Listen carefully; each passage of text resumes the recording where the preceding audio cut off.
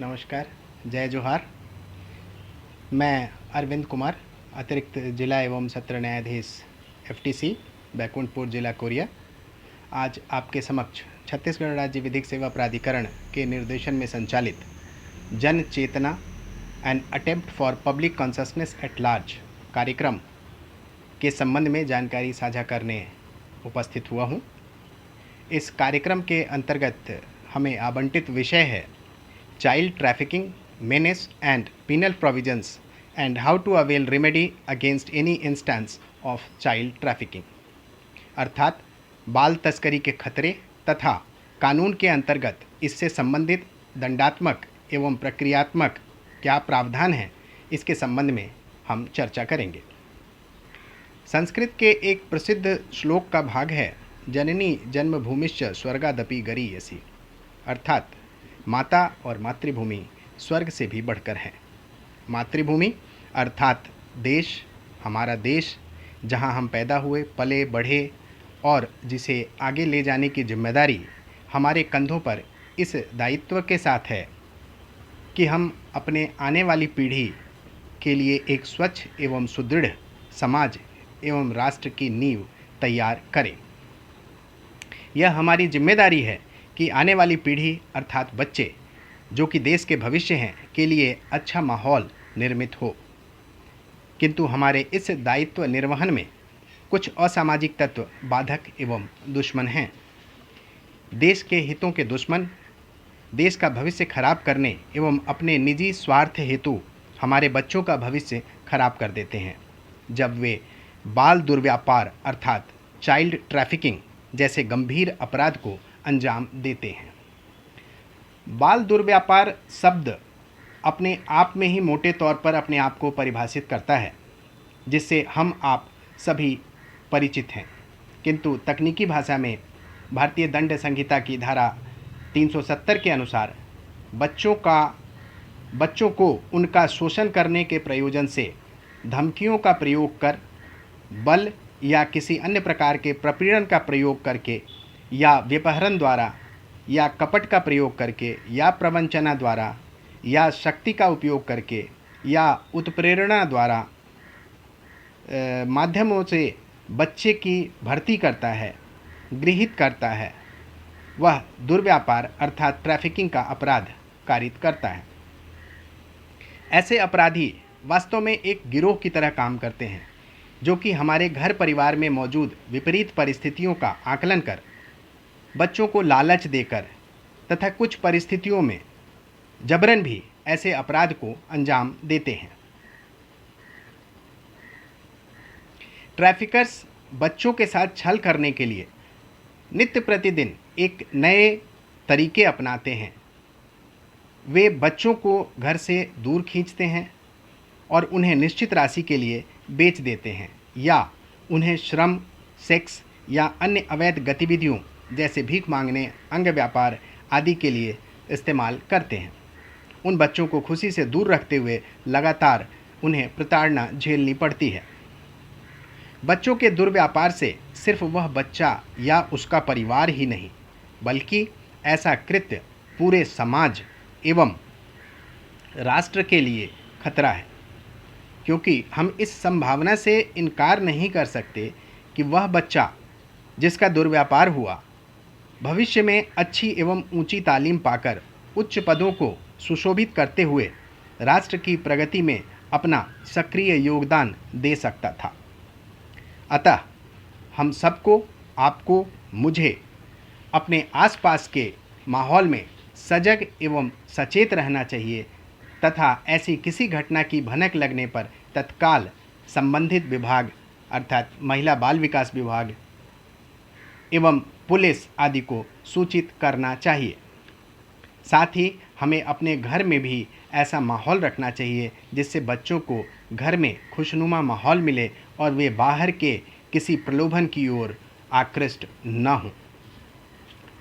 इसमें कोई संशय नहीं कि इस खतरे को पूरी तरह समाप्त करने के लिए जहां एक ओर हरकुलियन एफर्ट अर्थात अत्यधिक मशक्कत भरे प्रयासों की आवश्यकता है, परंतु साथ ही हम इस बात से भी इनकार नहीं कर सकते कि थोड़े से सजग एवं सचेत होकर हम निश्चित तौर पर इसके दिन प्रतिदिन बढ़ते हुए आंकड़ों पर लगाम लगा सकते हैं। सरकार एवं अन्य विभाग तो अपना काम कर ही रहे हैं, हमें भी सजग एवं सचेत रहने की ज़रूरत है तथा ऐसी भनक लगने पर संबंधित विभाग को सूचित करना न सिर्फ हमारी नैतिक बल्कि विधिक जिम्मेदारी भी है। तो आइए हम सब सजग एवं सचेत रहते हुए इस सामाजिक खतरे को समाप्त करने की दिशा में अग्रसर होने का संकल्प लें। दूसरे भाग बाल दुर्व्यापार संबंधित दंडात्मक प्रावधानों एवं प्रक्रिया की जानकारी मेरे साथी न्यायाधीश मैडम रेशमा बैरागी के द्वारा दी जाएगी। नमस्कार, जय हिंद, जय छत्तीसगढ़। मैं श्रीमती रेशमा बैरागी, न्यायिक मजिस्ट्रेट प्रथम श्रेणी, बैकुंठपुर, जिला कोरिया, छत्तीसगढ़ से आज मैं यहाँ छत्तीसगढ़ राज्य विधिक सेवा प्राधिकरण बिलासपुर के निर्देशानुसार जन समुदाय के बीच में व्यापक रूप से जन चेतना लाए जाने के प्रयोजन से चलाए जा रहे विशेष अभियान के तहत प्रदत्त विषय बाल तस्करी के खतरे तथा कानून के अंतर्गत इससे संबंधित दंडात्मक एवं प्रक्रियात्मक प्रावधानों के बारे में संक्षिप्त जानकारी देने जा रही हूँ। बाल तस्करी से पीड़ित बच्चों को कानूनी सहायता एवं सुरक्षा की आवश्यकता होती है। एक साधारण गलती अक्सर हम सभी करते हैं कि बच्चे को अत्यंत आवश्यकता पड़ने पर हम उनकी मदद नहीं कर पाते या कोई कानूनी कदम नहीं उठाते, जबकि विभिन्न प्रकार के बाल व्यापार से निपटने के लिए भारतीय संविधान, भारतीय दंड संहिता सहित कई कानूनों में प्रावधान है, जैसे कि भारतीय संविधान का अनुच्छेद 23 मानव का दुर्व्यापार और बेगार तथा इसी प्रकार के अन्य बलात्श्रम को प्रतिष्ठित करता है तथा इस उपबंध का उल्लंघन करने पर अपराध होगा और विधि के अनुसार दंडनीय होगा। भारतीय दंड संहिता की धारा 370 की उपधारा 370 का दास के रूप में आयातित अयस्क को किसी भी रीति में यौन शोषण के कार्य में लगाना दंडनीय अपराध है। भारतीय दंड संहिता की धारा 363 की उपधारा का भिक्षाटन के लिए अयस्क को अपहरण करना या उसे अपाहिज बनाना कानून में अपराध है। इसी प्रकार भारतीय दंड संहिता की धारा 372 एवं 373 वेश्यावृत्ति के उद्देश्य से बालिकाओं को बेचना व खरीदना दंडनीय अपराध है।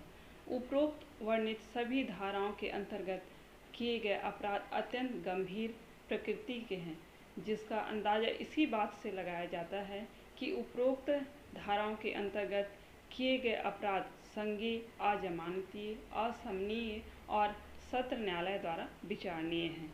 यद्यपि बाल तस्करी से पीड़ित बच्चों की सुरक्षा हेतु राष्ट्रीय एवं अंतर्राष्ट्रीय स्तर पर कई समितियां, संगठन कार्यरत हैं।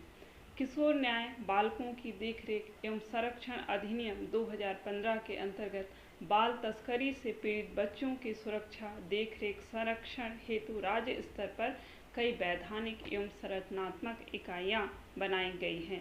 साथ ही ऐसे बच्चों के उचित उपचार, देखरेख, संरक्षण, शिक्षा, प्रशिक्षण, विकास एवं पुनर्वास हेतु बाल गृह की स्थापना की गई है। इसमें ऐसे बालकों को रखा जाता है जिसका ना तो कोई परिवार है, ना ही कोई प्रत्यक्ष आधार है। ऐसे आश्रय गृह में इन बच्चों को तब तक रखा जा सकता है जब तक कि इनके पुनर्वास की कोई वैकल्पिक व्यवस्था नहीं हो जाती या वे 18 वर्ष के नहीं हो जाते। बाल तस्कर से पीड़ित बच्चों की सुरक्षा का उत्तरदायित्व इन संस्थाओं के अलावा हम आप सभी नागरिकों का भी है। यदि आसपास के परिवेश में हमें ऐसा प्रतीत होता है या आशंका होती है कि किसी बालक या बालिका के जीवन या सुरक्षा को खतरा है और हम उसकी रक्षा करना चाहते हैं, तो हम इन स्थानों पर इसकी सूचना दे सकते हैं। आपके निकटस्थ स्थित पुलिस स्टेशन, यदि आप गांव में निवास करते हैं तो ग्राम के प्रमुख, पंचायत सदस्य, नगर में निवास करते हैं तो नगर के प्रमुख, नगर और आंगनबाड़ी सहायिका, नर्स एवं नज़दीकी बाल कल्याण समिति। इसके अलावा आप जिला विधिक सेवा प्राधिकरण जो प्रत्येक जिले में वॉलंटियर्स एवं पैनल लॉयर्स की नियुक्ति करता है, इन्हें भी आप सूचित करके उक्त संबंध में जानकारी दे सकते हैं। इसके अलावा यदि आप टेलीफोन के माध्यम से इस संबंध में जानकारी देना चाहते हैं तो ये 2 टोल फ्री नंबर प्रदान कर रही हूँ, इसे आप नोट कर लीजिए। चाइल्ड हेल्पलाइन का टोल फ्री नंबर है 1098 एवं राज्य विधिक सेवा प्राधिकरण का टोल फ्री नंबर है 1800-233-2528। इस प्रकार हम आप सभी मिलकर इन वैधानिक इकाइयों की सहायता लेकर बच्चों की सुरक्षा सुनिश्चित कर सकते हैं। इतना ही कहकर मैं अपनी वाणी को विराम देना चाहूँगी। नमस्कार।